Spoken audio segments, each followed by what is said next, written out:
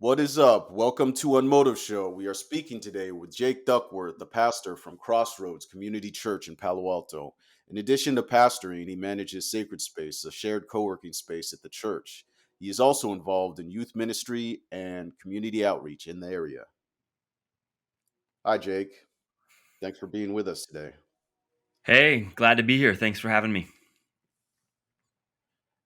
So it's been a great experience right now having you on the show because uh, COVID has been going on for so long, and it's we have the vaccine now. Um, before I've been to Sacred Space, and I know it's at Crossroads, uh, at the church on the church grounds, um, in a very large office space. I'm amazed you got so much room apportioned to just the co-working space, um, and it was very active. Uh, can you explain a little bit more about Sacred Space's mission? Yeah, so at Sacred Space, well, as a church, I should say, maybe I should start there. As a church, we began to realize some cultural shifts that were taking place and fewer people showing up on Sundays in particular to gather for our worship services. So we began to just think about different ways that we might be able to connect with people and engage with people beyond just offering a worship space on Sunday morning. And we had a large space at the church that was largely left unused during the week.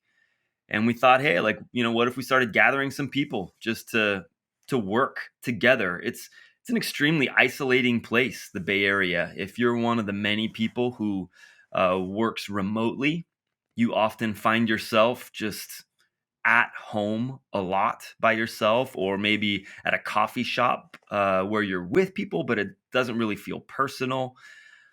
So we were just looking to kind of be part of a solution to some of that isolation and loneliness. So we opened up our space and invited people in, and it took a little while, but eventually had this really neat community of people that would show up regularly, work together, began having friendships, began networking with one another, helping each other in their different areas of expertise to make their projects or their startups or their careers, whatever they're working on, make them grow and flourish.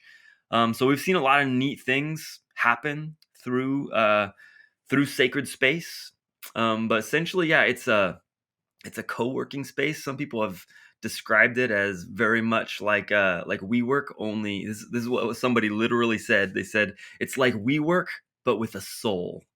And so we kind of like that idea. Just being a place where people do work together, but like really where it's life being shared together. You know people that care about the work that you're doing, and they'll pour into you. And we love to come alongside people, and we realize that life in the Bay Area is more, well, it's challenging, and while we really deeply believe in just that spirituality is a deep help, we think that spirituality has to be connected, of course, to the real life stuff that's going on with people. And for a lot of people, their work is just such a huge part of who they are that we needed to find a way to connect a sacred space with the work that people were doing, so that an experience, a spiritual experience with the God we believe in,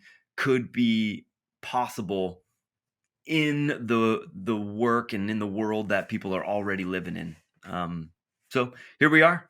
We open the space up. People come, do work. We make friendships. We never like come, really like approach people specifically with any kind of spiritual message. Mostly we stay alongside people, and then there are just moments that that arise where they begin to ask us, or maybe they reach a crisis point and they call out for some help or something like that. But we do have times where people say, "Hey, can you just sit with me?" Or they do invite us to pray for them when they're about to go into a huge business meeting, or maybe an interview. They'll invite us to have a prayer with them, things like that. But above all, sacred space, it's just a place to do good work while also having a space where you know you belong. Right. That's definitely illuminating.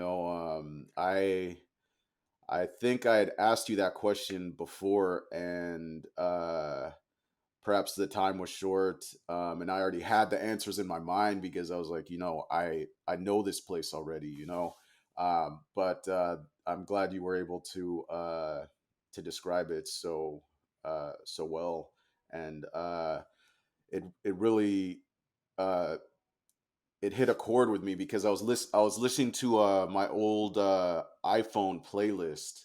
I just bought a new iPhone, and I coming from an Android, and it was from years ago. And I found some Christian hip hop music that I had bought on the iTunes store, uh, and I remember the reflecting on my past, and it was a similar feeling to when I found sacred space, because I worked in technology. I and I felt like I wanted to do good work, and it just felt like a place where that could make that happen. And yeah, so that was I was wondering if you could share any of your knowledge about other members' stories regarding um, stories with sacred space. Yeah, being careful to right not step on anybody's privacy.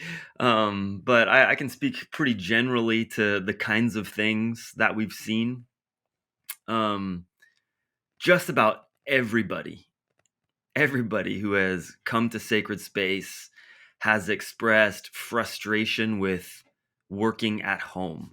Right? There's uh, when it's our work, there's always so many other things that can be done when we're at home, right? Like maybe the dishes need to be done, or you know what? Like Netflix is so readily available when we're at home. There's just ways to like be less productive.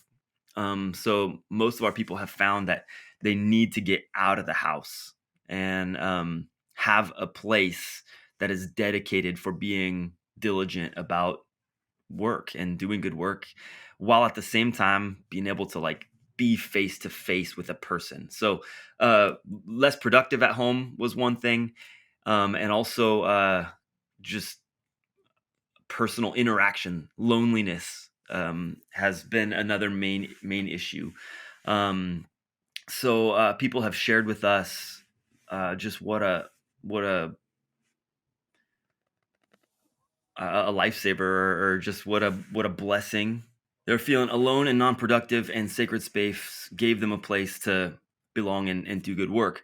And so from that, we've seen people uh, who were facing really traumatic personal experiences, and perhaps got laid off from their positions from a variety of different things, whether it's downsizing or whether like there was just real significant like legal things going on, and they've found a safe haven at sacred space to spend some time in that liminal space, or that limbo land of maybe being between jobs and needing a space of comfort while they could gear up for interviews and things like that. So we've had a number of people in our space for that.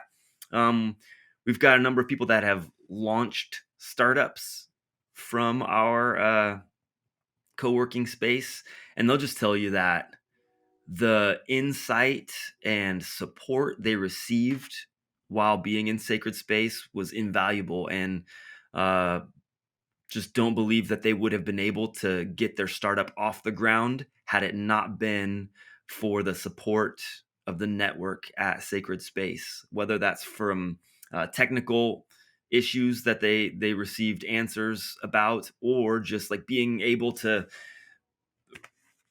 quickly poll 10 people in the room about, hey, what looks better, this or this, or what service would be better for you, this or this, and being able to ask those questions and get quick answers from just without even leaving your desk practically.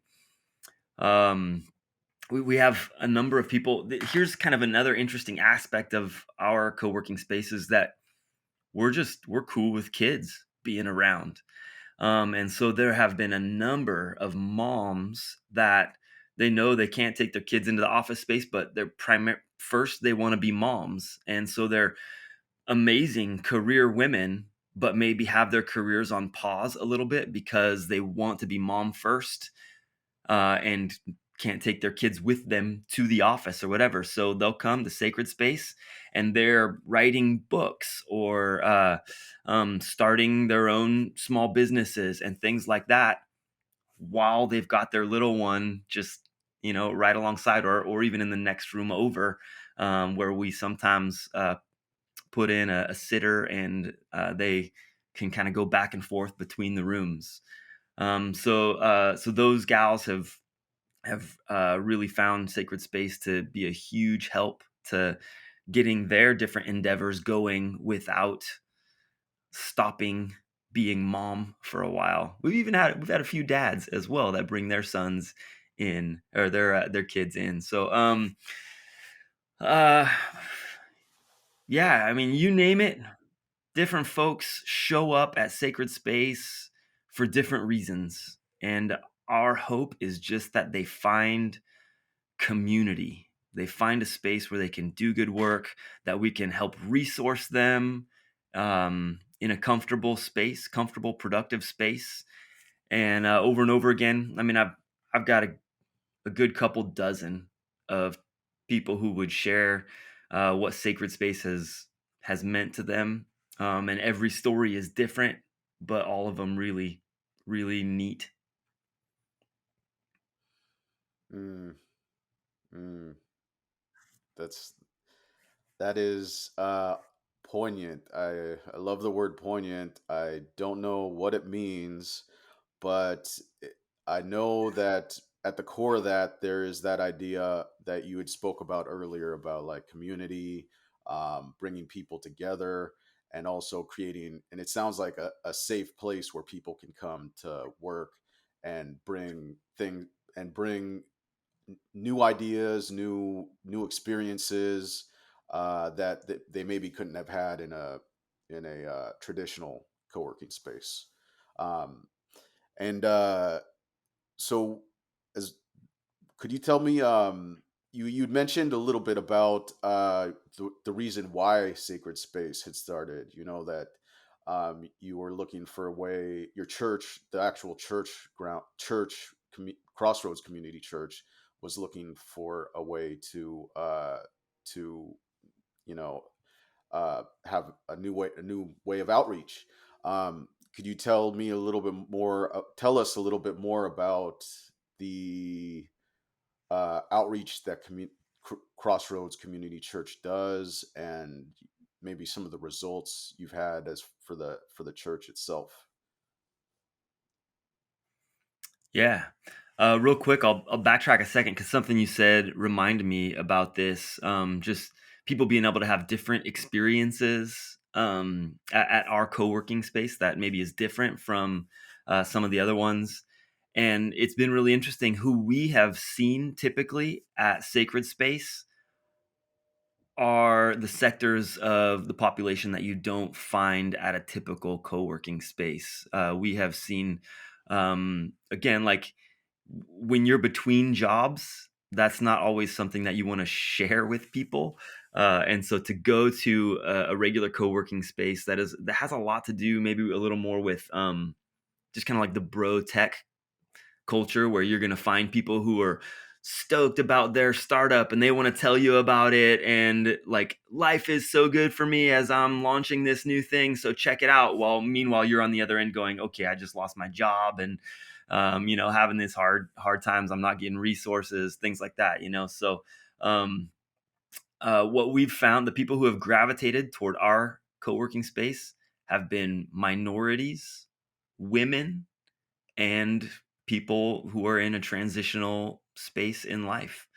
So it tends to be just really down to earth and humble and open, to finding a different way of advancing the different endeavors that they're working on.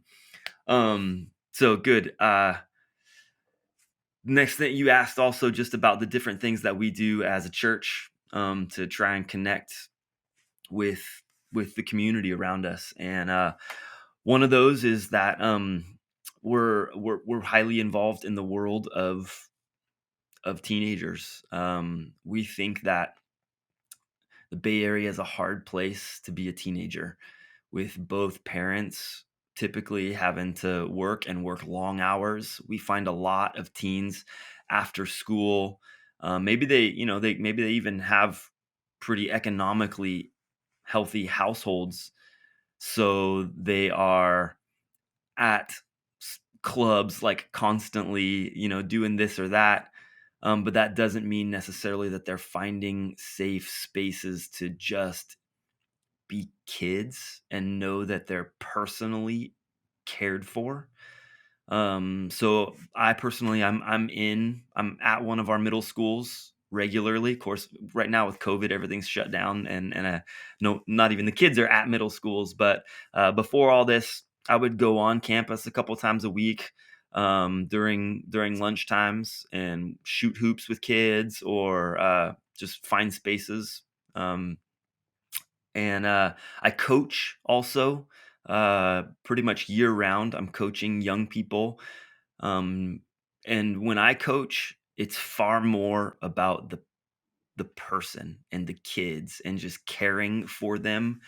Again, like, to me, number one is that these teenagers know that they matter. They're not just like a sidetrack. We're not just waiting for them to grow up so they can be productive members of society. It's not about their production. It's about them as people, and they personally matter. Emotional well-being for teenagers is pretty low these days, and so we wanted to be able to enter into that world and just say, you know what, God loves you, and we love you, and you matter. So we do that in as many ways as possible, by being there on campus, and we also run a club that's connected with Young Life. Young Life is a nonprofit in town, that does this same kind of work, caring about teens in the world where teens are. In fact, we've got a club meeting in my backyard tonight. So they'll be spaced out, but having a nice time together in our yard. Um, and then, so that's one thing, connecting with teenagers. We care about families that have a member of someone that has an intellectual disability. We find that, particularly as those individuals age, the parents get really concerned about, hey, what's going to happen with my son or daughter when I'm no longer able to be the caretaker there? Then what, right? So we partner with something called L'Arche.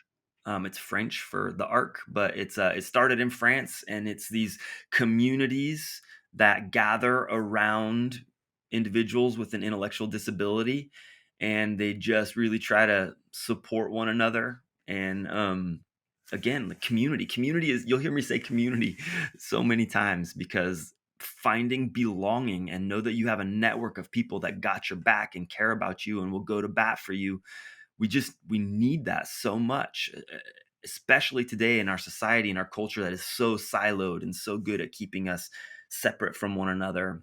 We want people to know that they're a part of something. And so uh, we partner with this organization, that gathers at our site here, and ultimately we want to see our congregation, the teenagers that we work with, as well as some other things that we do, just begin to gel together, where all these things are also then cross networking beyond just the circles that they are part of right now.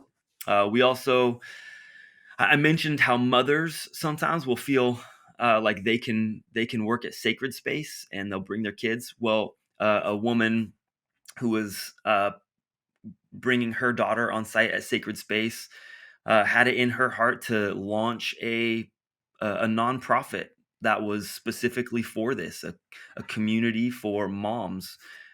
We find that a lot of times people move to the Bay Area following their husband's big tech job, but then mom ends up here in a new place that's difficult to make new friends. Everybody's so busy. Where does she belong? Right. And so this is a place where moms belong, and they do stuff together. Like they have these gatherings called Failure Club. Actually, they changed the name. It's no longer Failure Club. Originally, it was, hey, let's try things even though we might fail at it, and they called it Failure Club. But then they found that they were fairly successful at it, so they've changed their club name to Forward Club. And they just support each other and trying new things. We had one woman who she wanted to become a comedian. She's a funny lady, and so she started trying out her material on the moms. They'd get them together, and she actually had a show here at Sacred Space one night and invited some friends. And we made the place look kind of club like, had a stage for her, and she told her jokes, and we had a great time. It was hilarious. Others have wanted to write children's books, or yeah, of course, launch their own smaller startups, different things. So that's another thing. We care about moms who are trying to be mom, but also don't just want to leave the world of business or their careers. And so finding ways for them to help move those things forward. Obviously, Sacred Space, we've talked about that quite a bit. That's another one of them. And then, like our church, just we also try to find ways that we can be giving at different times. This year at the holiday season, we banded together with some of the other churches around town to provide an interactive scavenger hunt experience for kids and for teens. We lit up the front of our churches with a bunch of lights and then placed things at the front and made a website and said, hey, look for these things, send us your answers of how many of them that you find, and if you get the right answers, you'll be eligible for a raffle. And we had a nightly raffle for the 12 days leading up to Christmas, and then a big one for a grand prize, two grand prizes actually, at the end, um, right after Christmas. Wow. Yeah, We that's try to donate meals here and there and different things, for people in need. We're always just trying to plug in and be supportive, help people along in life. Life's just hard. It's hard, man. Um, COVID's not made it any easier, right? We've lost loved ones, we've lost jobs. What are the ways that we as a faith community can come alongside people and care and help them get through hard times? That's the stuff that we're aiming at as a church.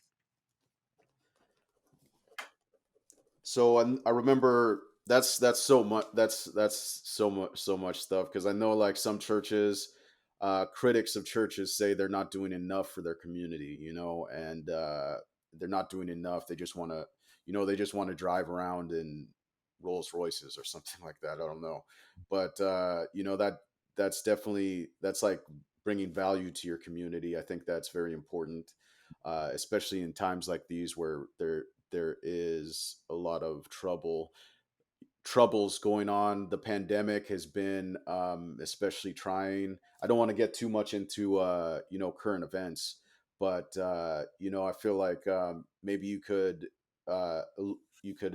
elaborate on some details of what it was like, what you've learned through this whole process of becoming more digitally focused and applying that to all these community initiatives and the sacred space technology focus and anything else that might apply. Yeah, wow, that Man, I could go on. We would be here way too long if I really, really went at it for this. But I'll try and like just kind of summarize some ideas. The first thing that comes to mind is like you've mentioned that people have been critical of the church, and the first thing I want to say is like as churches we have to own that. Like their criticism has been valid in a lot of ways. Um, we have taken part in empire building even as the church. We thought it was our job to just grow our congregations, right? To become big churches, to make auditoriums and have our services be like rock shows, or like we thought the idea was to just get more and more people in the seats at our different stuff, and we were just it's just a dead wrong idea. The church exists to make God's care and God's love actual, tangible in the societies where we are.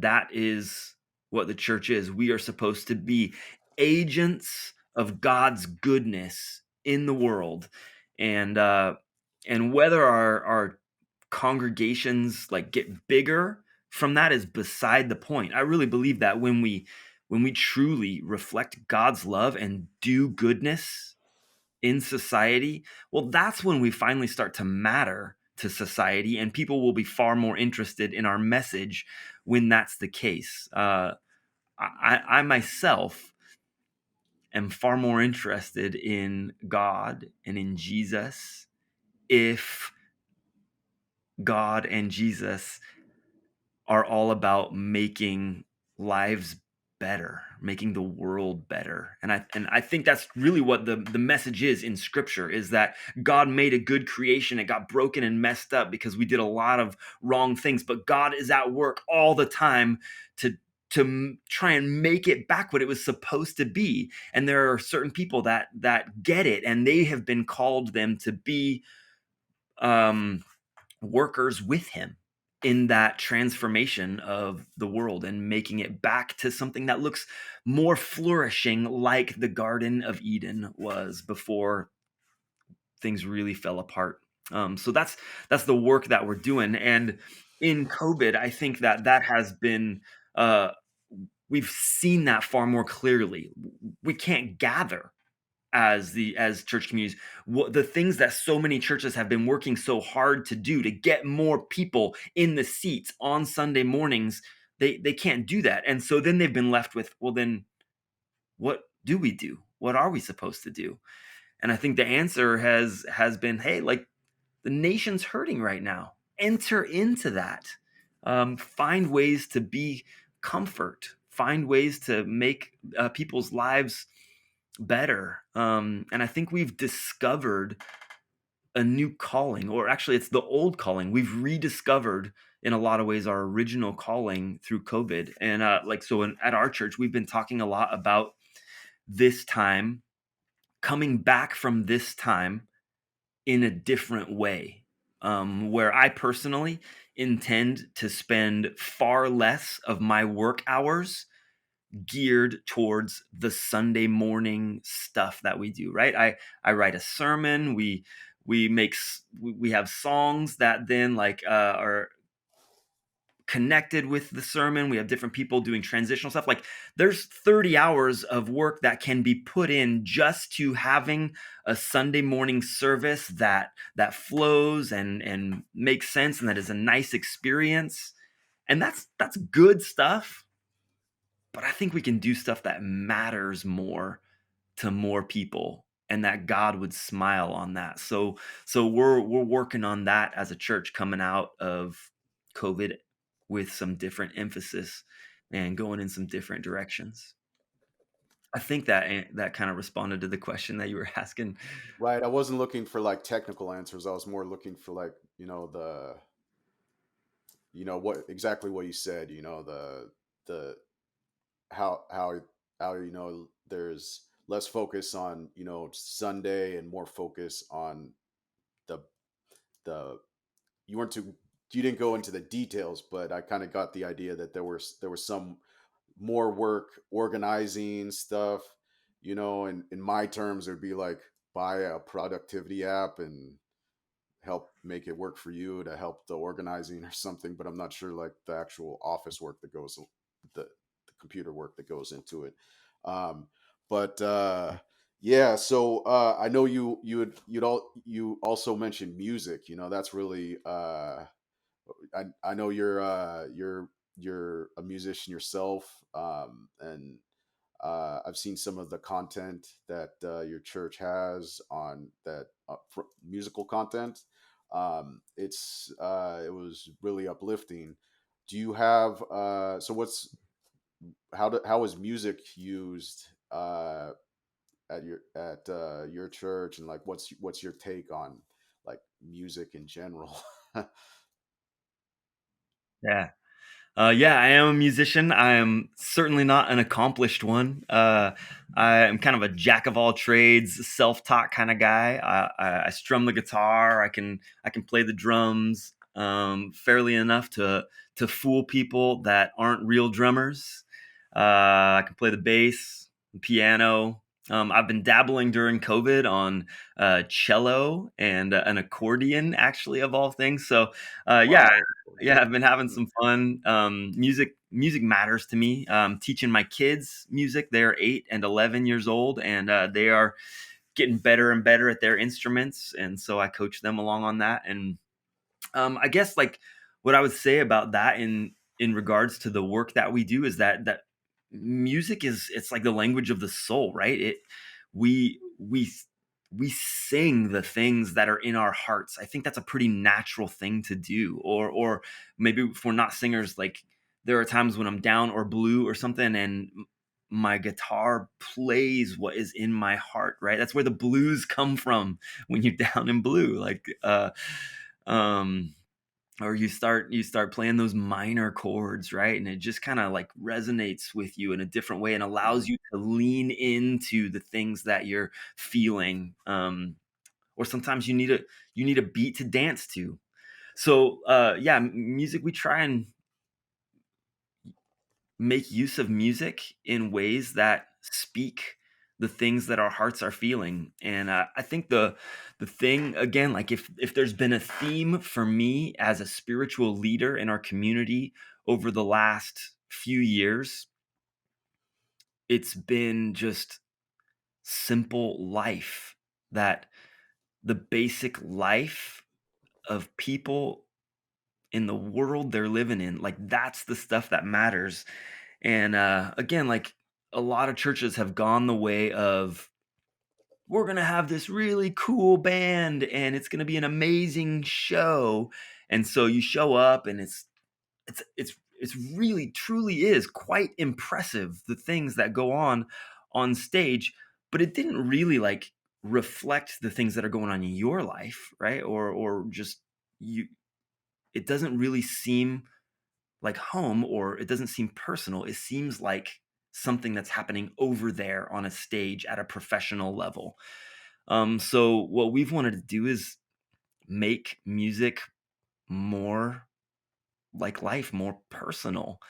And so we have kids on the stage, and like during this COVID time, we our musicians have I'll make a music track, and I'll send it out to our musicians for the a song. Pretty much like lately we've been doing weekly a song, making a song together weekly.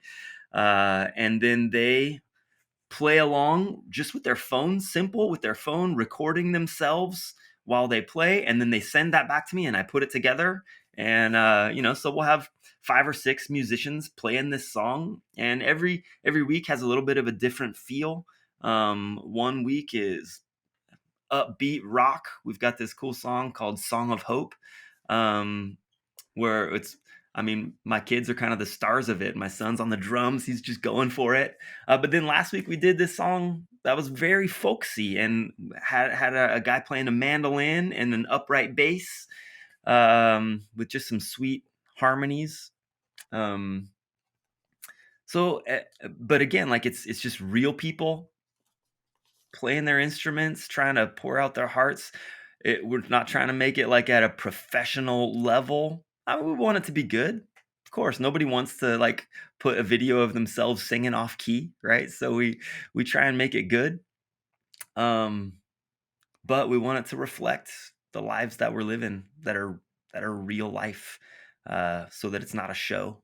People can feel comfortable singing along with it, and if someone's playing and they foul something up a little bit, it's okay. In fact, one of our guitar players, he's actually from Tanzania in Africa, and so he's home right now. Plans to come back to the States at some point, but he's sending us his videos of him playing guitar from Tanzania. And like there are his home has thin walls again, like it's Africa, and so you can hear birds, you can hear dogs, you can hear people closing doors in the other room. Like it's just life, and those things just go right into the video.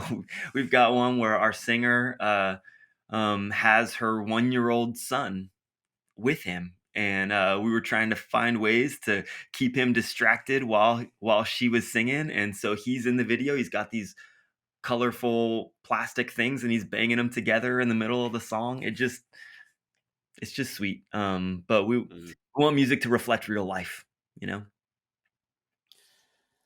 Right. That's a lot of musical touch points. You meant, like nature sounds, blues, folk, uh all that's pretty much the the range of music I like to hear, because it's like, I listen to everything. I just listen to everything.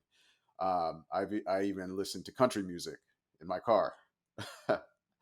And when nobody's watching. But it's it's the other the video you'd mentioned, your process for the video, sending out the the musical score, and then having everybody record it on their phones, all, and then mixing it. So that process is like, it could be a multi-million-dollar process, as if it was like maybe some other studio, big studio, or something. But you really brought it down to a level that everybody could participate in. I like that. And uh you know s- uh doing that video process with music. um have you found that it's caught on? Any comments, or have you been posting it on YouTube or anything, or where can people find this music? Yeah. Well, first of all, I have a terrible presence, a terrible online presence. I'm slightly too old to have like been grown up in the age where I'm comfortable with social media. I mean, I'm on them, but I'm not good at posting, and I have very few people who care or follow the things that I post. So, most of our stuff, yeah, it's I send it out to our church people, who, of course, are like they're ready for it on a weekly basis. They're looking for it. But I Mm, and then I do post it on my own YouTube channel in a lot of ways, because it's me, it's people I care about. They're my friends, my kids also. Like we're in these videos, and I just want to be able to keep them forever without them like having space, taking up space on my hard drive. Um, so yeah, they're out there. If someone were to like look up Jake Duckworth on YouTube, you'd find my channel. And yeah, our many of the songs that we've done are just they're just right there. Be careful. Like also, my sermons are there, so I could really bore you with some long-winded preaching. But yeah, that's where they are. At our church's Facebook sites, I post them also. So we have a Crossroads Community Church Facebook group, and then a Crossroads Community Church, just more general site. And then they're also on our church website as well. So crossroadspaloalto.com. If you go there, you can find the one that says it might be sermons. Click on sermons, and you'll see each week's content come up in a list. Okay, okay, that's really great. That's where you can find that. The website is Crossroadspaloalto.com. the website is www.crossroadspaloalto.com.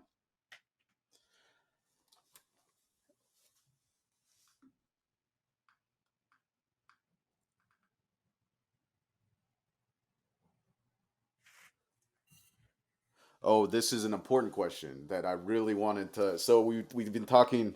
Everything's important when it comes to podcasting, right? But I do have a more like it's kind of like it feels like a touchy subject to me, but it seems like you're the person to ask. You mentioned that. I mean, your sacred space. Co-working space has an audience. It's like minorities, um, families and parents, like mothers and even fathers bringing their kids, uh, and with those values, I feel that's cultural. That's something that uh, maybe is not often, for me, is not often pointed out about culture, is that it's the embodiment a of it's kind of like an embodiment of many bodies of work. So that means that is synonymous with culture, with community to me. So I'm not sure if I'm wrong. I kind of just put that together in my head. I haven't studied it, but maybe you could tell me your like what are some of the ways that you address cultural roadblocks that people have towards their spiritual growth? Yeah, I think number one is we never force anything. Um, People will show up at sacred space and they love the atmosphere of productivity and they love the people that they get to share space with. But many of them, they are like, it's like to hear and no further. Like, don't approach me about Jesus or about like, your faith. I'm not interested. And that is perfectly okay. Everybody is always invited and allowed to be in our space regardless of that. In fact, I would say very few of the people that do work at sacred space are Christians. Um, Most of the people are not. So mostly our work is just being in proximity, being friends. We find that if you don't have relationship with people, why in the world would they approach you about faith, right? You don't have that, you don't have that space in their life to be someone that speaks into their life that way. So we put in l- a long lot of time just being friends with people and are happy to do that. And that may be our only message to that person, is that we are a people of God and we care about you. And we hope that that translates in your mind somehow, that God cares about you too, or we represent a God who has made us this way, right? The first thing is to just not apply any pressure about the faith side of who we are as a community, at Crossroads, or in particular with Sacred Space. Then the next thing is that being in proximity with people like that and being real friends with people, when relationships are real, invariably you come to a place at a person's life where they begin to share things that are going on, right? The struggles at home, or career challenges, illness, things like that. And very often people are facing pretty desperate situations um that you can't see it on their faces. You'd never know it, but you have to be in that space with them, have to have earned that trust. And then in a quiet moment, getting a little difference. We have some areas that are separate from the main co-working space. In fact, people are perfectly welcome to just wander into our sanctuary and sit there. Whether they experience that as like a sacred space, like a place to commune with God, or whether it's just quiet and nice to be in a reflective space, is up to them. But people, they'll invite me to go in there and sit on the pews, and they'll just tell me about things. And I love to be able to offer prayer for them if they want. Sometimes I pray for them very much in the way that I would pray for people at our church community, in a very Christian manner. Other times I enter into more of a mindful space with them, if that's where they are on their journey, and we will just make petitions like, grant us peace, right? I mean, who can be offended by speaking the words out loud? Let us know peace, right? And to me, in my mind, as I say that, I am praying that to the holy God of the universe. But a person who's with me that's not a believer in the same faith that I have, they just experience that as a warm petition, a warm longing of the soul. Yes, let me know peace, right? So things along those lines. Um, and then, of course, like, we look for opportunities to go beyond. How can we get outside the walls of sacred space? And when someone is making a pitch um, at a night uh, of investors or something like that, how can we show up and support? Or um, we have sometimes where people just come over to my house, and we'll have some food together or something, or we'll go out someplace to eat. And to me, those things that I, a lot of folks, I think, would say, well, that's not really like spiritual life, but man, to me, that's part of it. Um, Life and community and people being together, that's the start of spiritual life. If you go back to the beginning of the church in Acts 2, what these guys did, they were the down and outers of society who were desperate, needed a different way. And so what they did was they got together and they had feasts, they had meals. These are folks that maybe on their own wouldn't have had a great meal, but when you got everybody together and they all brought the little bit that they had, next thing you knew, it was a feast. And they would have regular agape feasts. They called them love feasts. And it was just them having life together. And to me, that's where the spirit of God is, where people are having life together and flourishing one another's way with one another. And so that's the start of spirituality.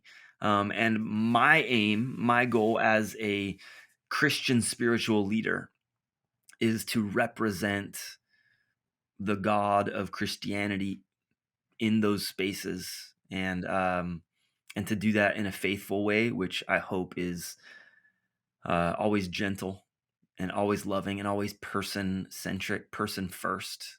Um, Honestly, with sacred space people, I never invite them to my church on Sunday mornings. I just really believe that if they're going to have a spirituality that it moves towards the same kind of Christian faith that I have, that's that's probably something that's going to take place in the context of sacred space as I journey with them in their regular life. Increasingly, we're trying to find ways to do spiritual life at my house in my backyard. I think that that's going to be a more palatable place for people to do spirituality. I think that church services are less interesting in our society right now. People, they want to have spiritual experiences, but not in like the established institutional context. But at my house, that just seems like coming over, right? But we can still pray there. We can still seek God there. We can still commune with one another. So finding different ways.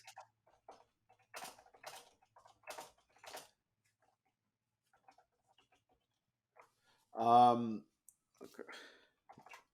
so yeah, that's there are that was that was very close to something that someone's told me about that in the past. I'm not going to say it because I don't want to gossip, but it was very personal about someone else, mem, another acquaintance, something very personal about another acquaintance. And when all the things you said, kind of, not all of them, but the things you said, kind of wrapped what they said into a nice package that that just encompassed the comment about the other person, particularly what you had to say about bringing people together with relationships, and uh, building relationships, agape love, if I'm pronouncing that right. And so part so season 2 of Unmotive Show is about culture from the lens of technology. So oftentimes people might say culture is pop culture, right? So it's like uh, but I'm approaching culture as from the more textbook definition, I guess, and trying to make it not boring. Uh, and I feel like at the core of that is that, or actually not at the core, but actually just all around that is, it's kind of like it's like a Venn diagram.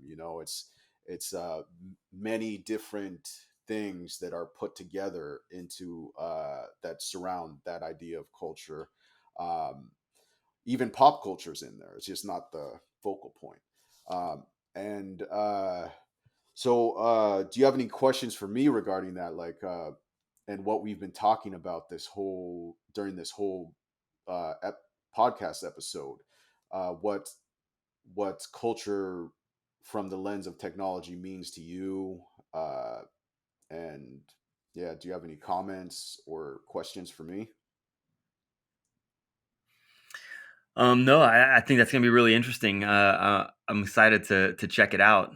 Um, it I th There's just so much that is so fluid about society, right? Like you said, culture is all these different things and how they mix together to create this society, this world that we all live in and have to navigate. And right now, with the amount of change that is happening so quickly, whether it's from technological advances or whether it's from COVID, or whether it's just from political, stuff like that.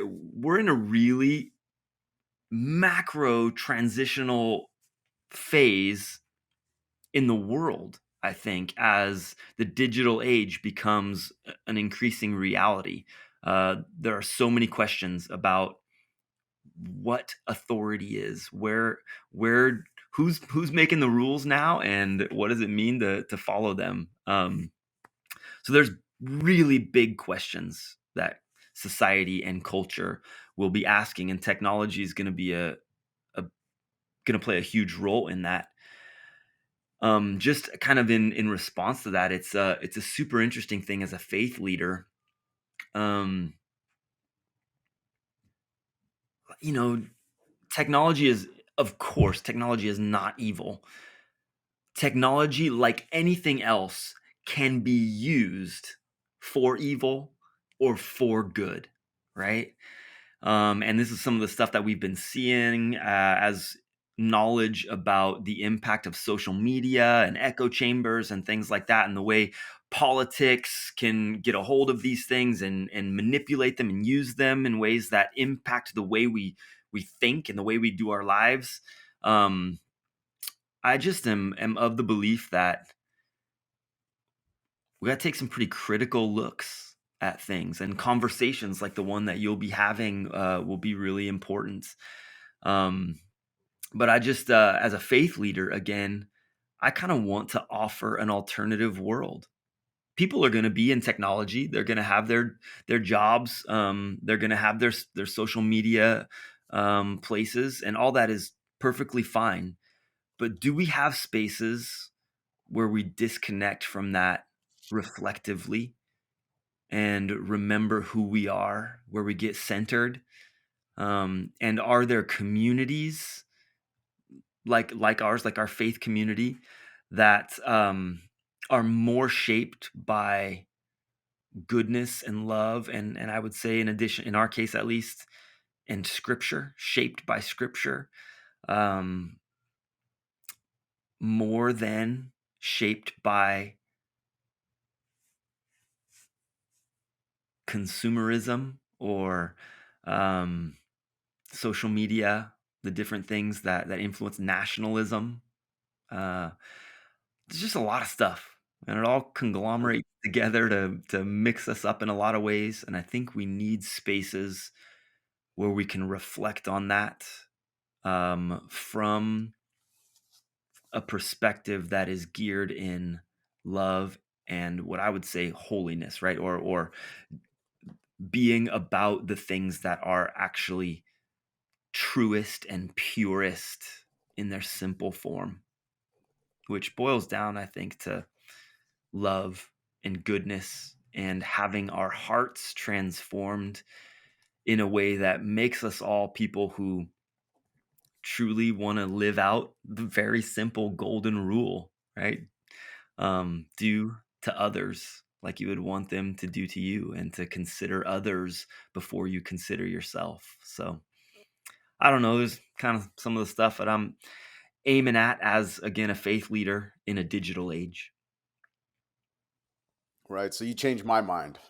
Hmm. Already, like this. I have a few plans with the podcast. Maybe growing the audience, and maybe releasing some videos and tutorials and making more content.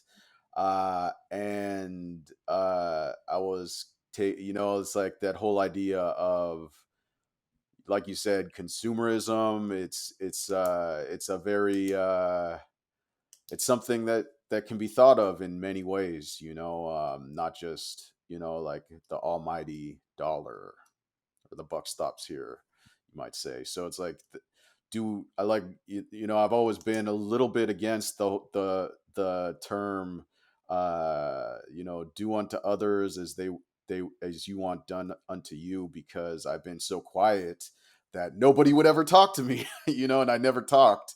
So that was like, every if that was the case. But so I doing this podcast has kind of let me come out of my shell a little bit and talk to people, and just maybe now I can honestly say, do unto others as you want done unto you. So I'd love to get an invite to Sacred Space again, and I'm glad that you have been welcoming people into your doors through the co-working space, and supporting the community through technology. Thank you for being on the Yeah, show. count on it. When we open back up, I will make sure that you hear about it and you can tell all your listeners to come and join us there. Great. Thank It's you. been a Thank pleasure you. being here. Unmotive Show wants your experience with our channel to be enjoyable. Subscribe on YouTube for your weekly greeting from the website that makes cell phones look like snow cones. Don't forget that listeners can submit content for review on the website at www.unmotive.com. Getting closer to users and the listeners is what trends are all about. This isn't virtual. It's real interviews and cool web trends.